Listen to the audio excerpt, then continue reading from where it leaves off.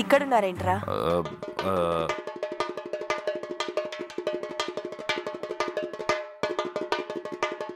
అది ఫ్రిడ్జ్కు ఎక్కిలొచ్చాయి, మహాలక్ష్మికి వాటర్ తాగిపించాను. ఏంటి? ఏం లేదమ్మా, మహాలక్ష్మికి ఎక్కిలొచ్చాయి, నేను వాటర్ తాగుతున్నాను. ఏమైందిరా తిక్క తిక్కగా మాట్లాడుతున్నావు? కొంచెం అర్థమయ్యేటట్టు చెప్పు. ఏం లేదా ఆంటీ, కొత్త ప్లేస్ కాబట్టి నిద్ర పట్టక నేను బయట తిరుగుతుంటే అనుకోకుండా నాకు ఎక్కులు మొదలయ్యాయి. అదే సమయానికి జై గారు వచ్చి నాకు వాటర్ తెచ్చిచ్చారు.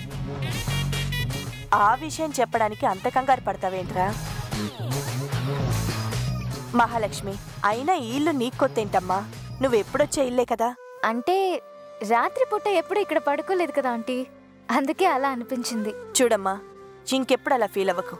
ఈ ఇంట్లో నీకు చనువు ఉంది, నీ ఇష్టం వచ్చినట్టు ఉండే అధికారం ఉంది. మేమంతా నీ వాళ్ళమే, ఇది నీ ఇల్లే. రామ్మ మహాలక్ష్మి.